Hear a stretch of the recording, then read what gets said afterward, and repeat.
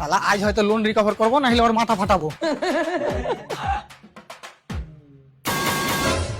Hello sir, আমি blouse loan department থেকে MRL বলছি। আপনি আমাদের কোম্পানি থেকে লোনের টাকা নিয়েছিলেন। এমন করে বলছিস মনে যে কারে লেছিস বে? তোরাই তো দিয়েছিস বে। সেটা তো আমরা জানি যে তুমি কাই ঢালাওনি, কিন্তু মানুষ তো টাকা ফেরত দেয় নাকি? না, আমি মানুষ লাই তো।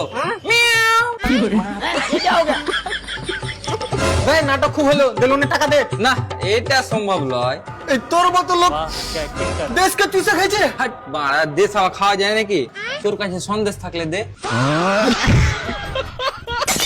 দেখ ইয়ার কি করিস না, বয়স্ক মানুষরা বলে যদি হারামের টাকা খাইস তো শরীরে লাগে না। ও বয়স্ক মানুষ চার দোকানে বহুত কিছু বলে। আমাকে দেখ, আমি কালকেই মাপনু, আগের থেকে 4 কেজি বেড়ে গেছি।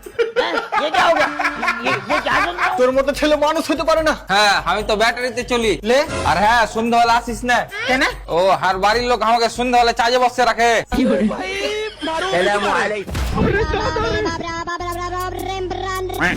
আবে লাউড়া স্যার, তার কাছে টাকা তুলতে পাঠাইছিস? আবে আমাকে তো টাকা দেওয়া দূরে থাকুক, উপরওয়ালাকে নিজের আত্মা দিবে কিনা তার সন্দেহ।